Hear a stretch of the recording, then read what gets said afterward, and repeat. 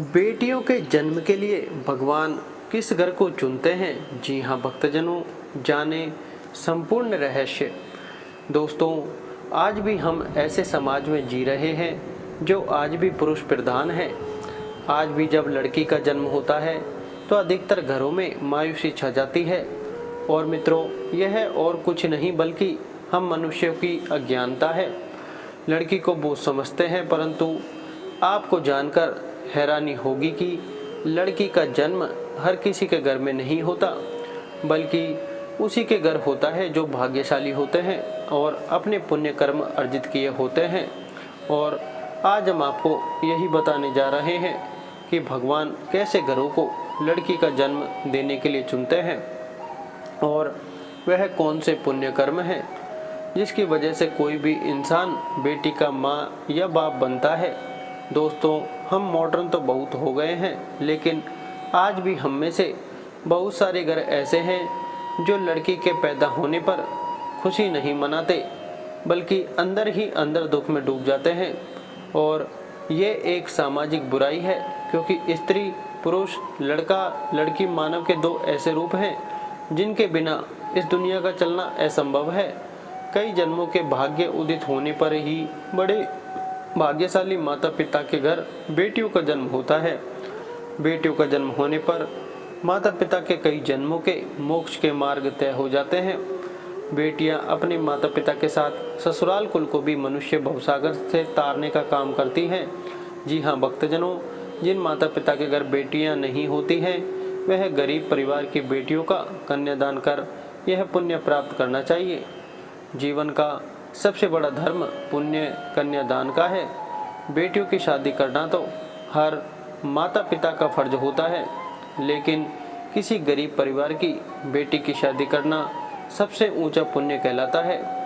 कहा जाता है कि अपने घर आंगन का कोई भी माता पिता कुंवारा नहीं रहने दे। अपनी बेटी नहीं हो तो गरीब के घर की बेटी खुशी के साथ कन्यादान करें। बेटियां ही माता पिता के जीवन भर का स्वाभिमान होती हैं। बेटियों के कारण ही माता पिता अपना पूर्ण जीवन गर्व से जीते हैं।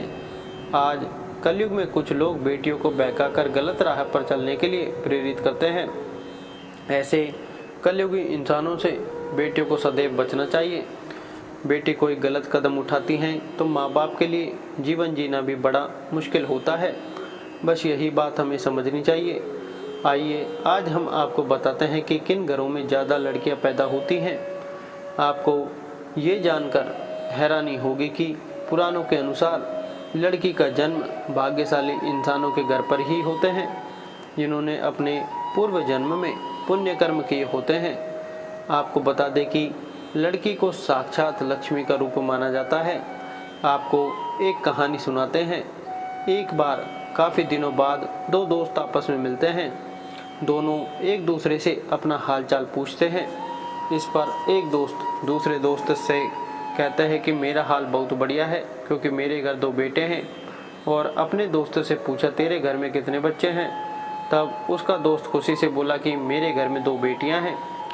इस पर पहला दोस्त भगवान का धन्यवाद करते हुए कहते हैं कि मैं धन्य हूँ कि मेरे घर दो बेटे हैं और कोई बेटी नहीं है। यह सुनकर बेटियों के पिता के आंखों में आंसू आ गए। इतनी देर में उसकी बेटी बोल पड़ती है कि चाचा, भगवान हमेशा उसी इंसान को बेटी देते हैं जो भाग्यशाली हो। कभी भी किसी ऐसे पुरुष के घर में बेटी नहीं देते जो मन से गरीब हो, और ऐसे आदमी को भगवान बेटियों के रूप में कभी भी लक्ष्मी नहीं देते हैं।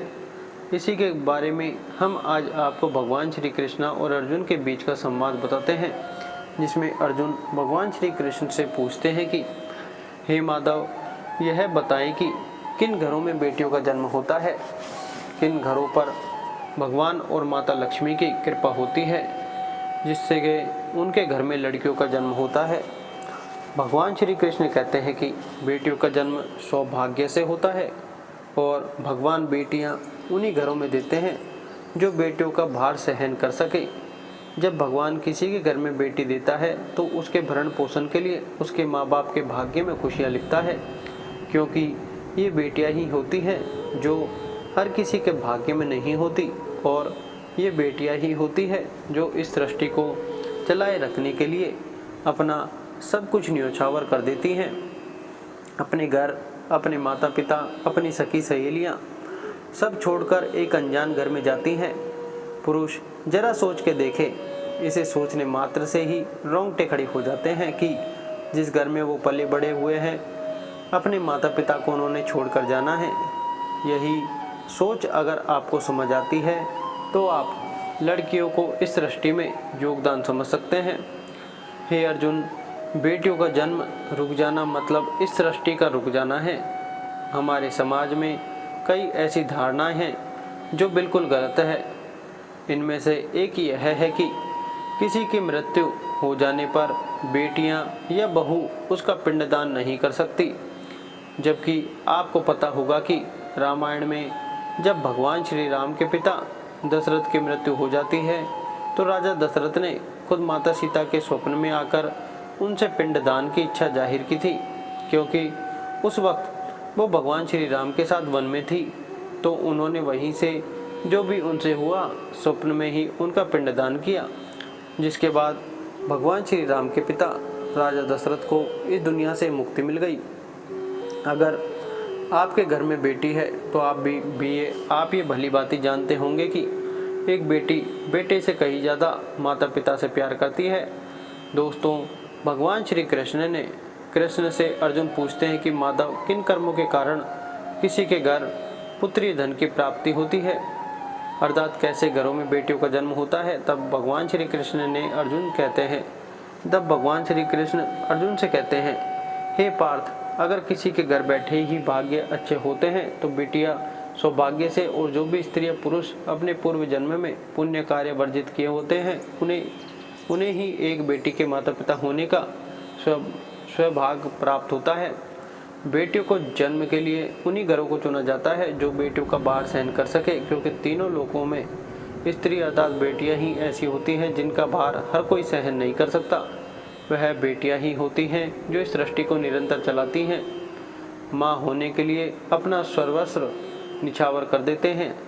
हे अर्जुन, जिस दिन इस सृष्टि में बेटियों का जन्म लेना रुक जाएगा उस दिन धीरे धीरे इस सृष्टि का अंत हो जाएगा। मित्रों, भगवान श्री कृष्ण के इन बातों पर गौर किया जाए तो उनका कहा बिल्कुल सही है, क्योंकि बेटियां अगर नहीं होंगी तो किसी का भी वंश आगे नहीं बढ़ सकता। दोस्तों, आपने भी कई लोगों को कहते सुना होगा कि जिस घर में बेटी का जन्म होता है वह घर स्वर्ग के समान होता है, क्योंकि बेटा तो केवल एक कुल को रोशन करता है, बेटियां तो दो कुलों को रोशन करती हैं। माता पिता के घर वह बेटी के रूप में अपने उत्तरदायित्व का निर्वहन करती है, तो ससुराल आकर एक बहू के रूप में सारे कर्तव्यों का पालन करती है। दोस्तों, आजकल आप सुनते ही हो बेटियां वो परिवार में किसी के मर जाने पर उसका पिंडदान नहीं कर सकती हैं, लेकिन यह बिल्कुल भी सही नहीं है, क्योंकि रामायण में बताया गया है कि प्रभु श्री राम के पिता राजा दशरथ की मृत्यु हो गई तो माता सीता अर्थात राजा दशरथ की बहू ने भी उनका पिंडदान किया था, जिससे उन्हें जन्म मरण के चक्र से मुक्ति मिल गई थी। इतना ही नहीं, हिंदू धर्म शास्त्रों में बताया गया है कि बेटियां भी अपने पिता के नाम का पिंडदान कर सकती हैं। वहीं अगर ससुराल पक्ष में कोई पुरुष नहीं है तो इस स्थिति में बहू भी पिंडदान कर सकती है। इसलिए मित्रों, वह लोग बहुत किस्मत वाले होते हैं जिनके घर में बेटी जन्म लेती है, वहीं वह प्रबल किस्मत के होते हैं जिनके घर एक से ज़्यादा बेटियां होती हैं। शायद यही कारण है कि बेटियों को लक्ष्मी कहा गया है। दोस्तों, बहुत से लोगों की सोच यही होती है, बेटी है तो बिना समय गंवाएं और इस पर पढ़ाई में पैसे लगाएं। गरुड़ पुराण में बताया गया है कि जब आत्मा को नया जन्म मिलता है तब आत्मा को शरीर के अनुसार व्यवहार में चलकर अपने कर्म करने होते हैं। शरीर के जरिए कर्म करके ही एक आत्मा अपनी जन्म के उद्देश्य को सार्थक भी बना सकती है और निरर्थक भी, यदि कोई पुरुष महिलाओं का आचरण करता है, स्वभाव में महिलाओं वाले याद ले आता है या वही काम करना चाहता है जो एक महिला को करना चाहिए। तो ऐसे ही पुरुषों का आत्मा स्त्री का शरीर धारण करती है। वहीं गरुड़ पुराण में बताया गया है, यदि कोई व्यक्ति मृत्यु के अंतिम चरण में किसी स्त्री को याद करते हुए प्राण त्याग करता है तो वह अगले जन्म स्त्री के रूप में जन्म लेता है। वहीं अंतिम चरण में भगवान का नाम लेता है तो उसे मोक्ष की प्राप्ति होती है। इसी के लिए स्वामी विवेकानंद का किस्सा भी बहुत ज़्यादा प्रसिद्ध है। एक बार की बात है कि स्वामी विवेकानंद माता वैष्णो देवी की चढ़ाई चढ़ रहे थे। तभी उन्होंने देखा कि एक कमज़ोर सा किसान अपनी बेटी को अपने कंधे पर बिठाए चढ़ाई चढ़ा रहा था। स्वामी विवेकानंद ने उन्हें देखा और कमज़ोर किसान को देखते हुए बोला कि भाई, आप अपनी बच्ची को मुझे दे सकते हो और इसे लेकर मैं चढ़ाई चढ़ जाता हूँ। आप मेरे साथ साथ चलें, आपको बोझ लग रहा होगा।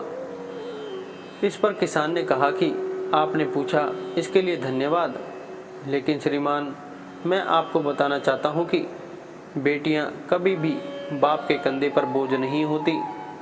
बेटियाँ अगर बाप के कंधे पर हो तो वो हर बोझ को हल्का कर देती हैं। तो उम्मीद करता हूँ कि आप ये भली बात समझ गए होंगे कि स्त्री का जन्म क्यों मिलता है, साथ ही बेटियों का जन्म कौन से घर में होता है।